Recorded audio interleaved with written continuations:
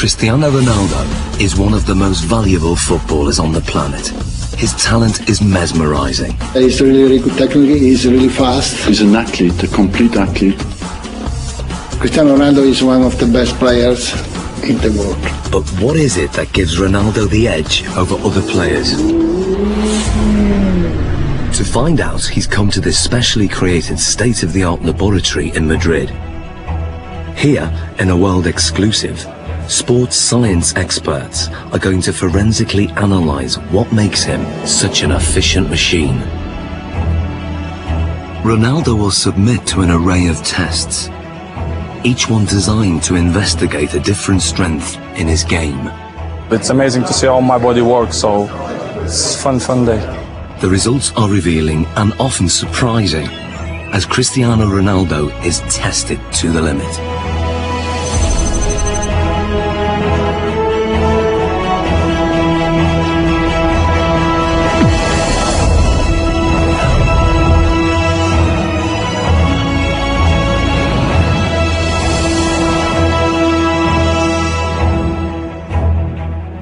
In this sports laboratory, Cristiano Ronaldo is about to undergo a series of challenges unlike any he's done before.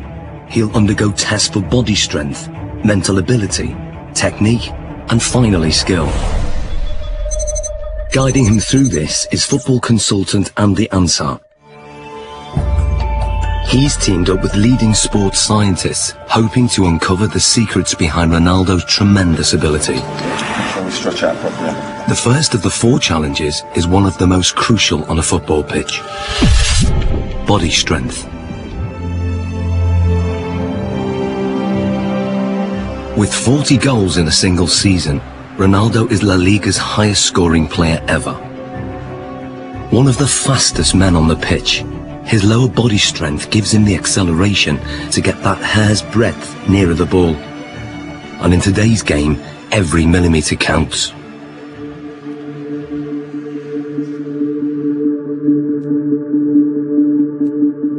To test Ronaldo's sprinting ability, Andy has developed a 2-part challenge. First, a straight sprint over 25 metres. Then, a 25-metre zigzag sprint, designed to measure speed and agility. To draw a comparison, Ronaldo is going to race against professional sprinter Angel David Rodriguez. Rodriguez is the Spanish champion over 100 metres, but how will he compare with Ronaldo over 25 metres? Infrared beam timing gates will give split-second results. And in charge of the test is biomechanics expert Neil Smith. We want to see the different muscles and the different components that are used in order to find out who's quicker, a sprinter or a footballer. Rodriguez is going to go first. Take your marks. Set.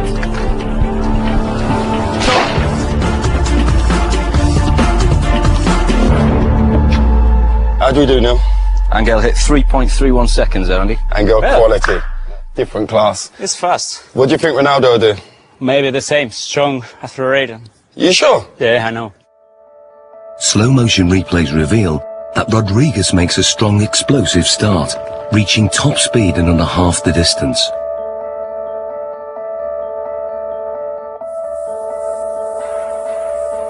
All his movements are in a straight line, very linear, nothing from side to side at all. Everything is moving in front to back directions. No energy is wasted. Rodriguez has a high knee action. This gives him a very long stride length of 2.5 metres. Ronaldo's target to beat is 3.31 seconds. Let's see what he's got. Come on in, buddy. Let's get Ronaldo on the blocks. Okay, Neil. Set.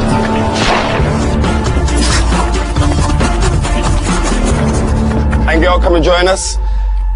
What was Ronaldo's time? He's done well, Andy. He's got 3.61 seconds. And what was Angel's time? Angel clocked in at 3.31. So that's 0.3 seconds. 0.3 difference. Absolutely quality. Different class. Considering Angel's class of sprinter, that's not bad at all. So Ronaldo narrowly lost the straight sprint. On closer analysis, the reasons why are clear.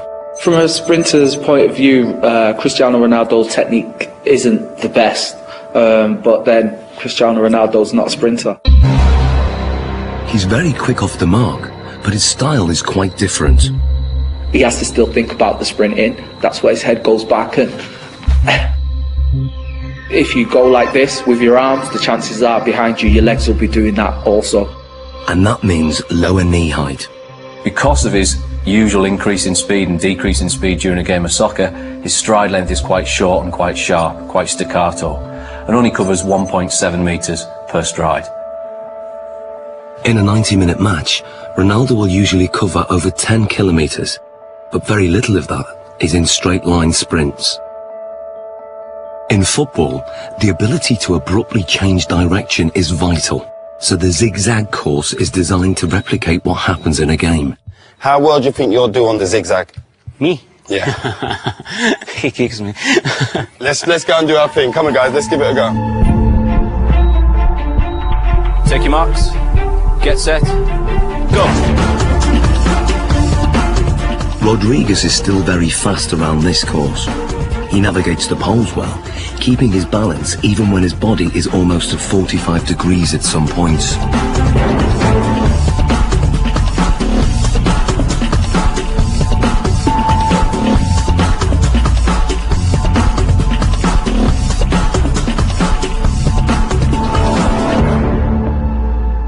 Rodriguez completes the zigzag course in 6.86 seconds. So Ronaldo, 6.86 to beat. What do you think? Well, because this is my type of work, I use more this in the game than run in straight line. So this is more my profile, my style. Perfect. Let's get him set. Okay. Good man. Take your marks. Get set. Go. Ronaldo's style again has very little in common with the sprinters.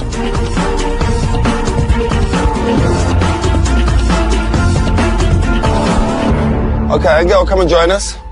So first of all, Neil, remind us of Angel's score. Angel came in at 6.86 second. 6.86. And then Ronaldo's? 6.35. So what's the difference there? Almost half a second there, Andy. Almost half a second. Superb. Superb. Exactly what we was expecting from our footballer, correct? Yeah. Well, what we're hoping there, you can see a very big difference between the straight line sprinting. We've got very long strides, nice high centre of gravity. Cristiano comes into his own here. Yep. We lower the centre of gravity. We enable ourselves to push off and accelerate sidewards.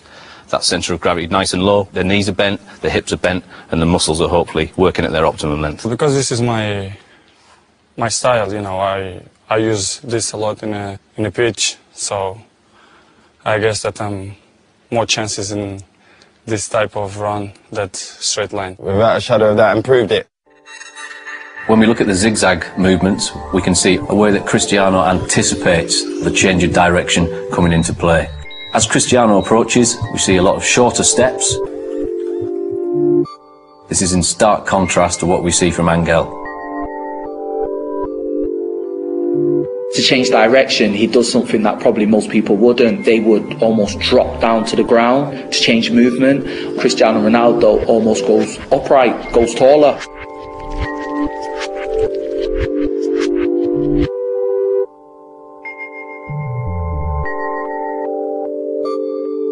Oh, look, he jumps into it with 2 feet this turn. Here we go. Yeah.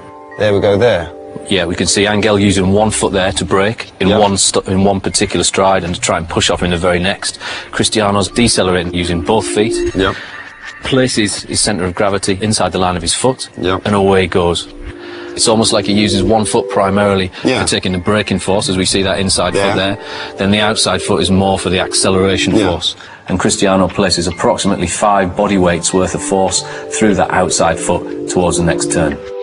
So in what we're seeing now is he's multi-talented. That's a given anyway with Cristiano Ronaldo, but the way his body works and the way it's built and all the different components that he uses when sprinting affords him the ability to maybe perform in terms of an athletic sprint at the very, very highest level. Yeah, he's up there. We've seen his speed is up there. We've seen the movement and the agility is up there. He can change direction quickly. He can accelerate and decelerate whilst he's still concentrating on the game. Ronaldo won by quite a margin. His time over the zigzag sprint was 6.35 seconds. Clearly, his ability to corner at speed gives him an advantage. And fundamental to this is muscle strength. So before the next test, Ronaldo's muscles are going to be measured to see if there's anything unusual. Okay, Ronaldo, this is Luis. Hi. So we want to look at your body. We want to check everything out. What makes Ronaldo special? Okay? Okay. This is a state-of-the-art precision 3D body scanner.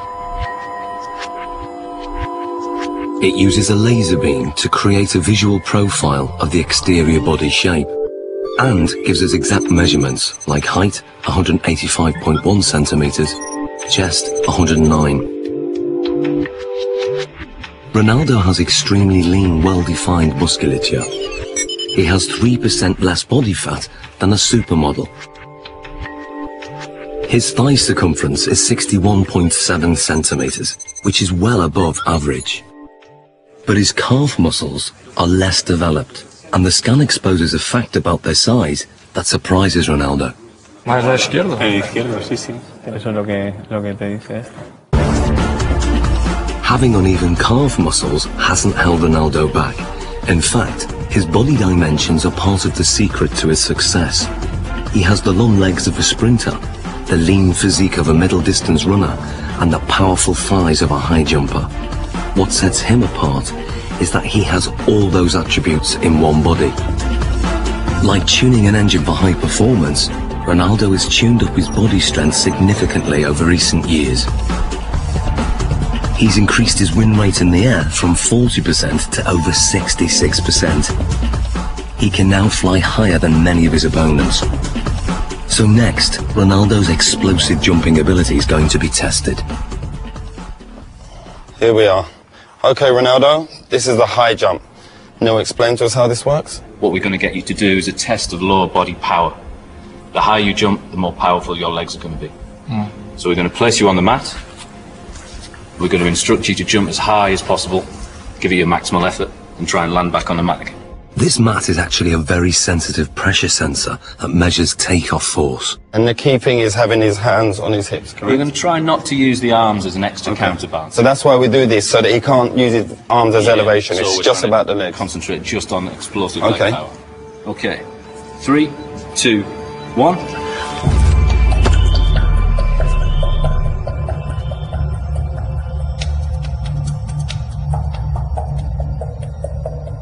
The result is surprising. Ronaldo jumps only 44 centimeters, barely average, with a force of just 1.5 times his body weight. Something's wrong. So now, this is the thing, you don't jump like that in the game. Yeah. We have to make it relevant to football. Of course, if you jump with free hands, Yeah. it's better. You jump Yeah, more, yeah. then you're quite limited. So can you also register that? If I get Ronaldo to jump, if he comes in and jumps up off one foot and lands. We'll get the impact of the pressure as he hits the pressure plate. Let's try that. Let's try that. 3, 2, 1, go. Now the results are very different. Ronaldo's body strength enables him to jump 78 centimeters, which is higher than the average NBA basketball player can jump. His takeoff force is almost 5 times his body weight, or 5 Gs, the same as an astronaut goes through at takeoff. But what's more intriguing is what he does in the air. When he jumps high, he tucks his knees and his legs up behind under his buttocks. This has the effect of raising the centre of gravity temporarily, but enables him to give this impression of hanging in the air, ready for him heading the ball into the goal. Excellent. Good, good, good. Awesome, Ronaldo. Let's move on to our next test. Very hard, because you have to give 100% everything that you involve. Ronaldo's muscle distribution and raw body strength contribute significantly to his ability. But the next set of tests will reveal how important his mental ability is to his game, and the results are truly stunning.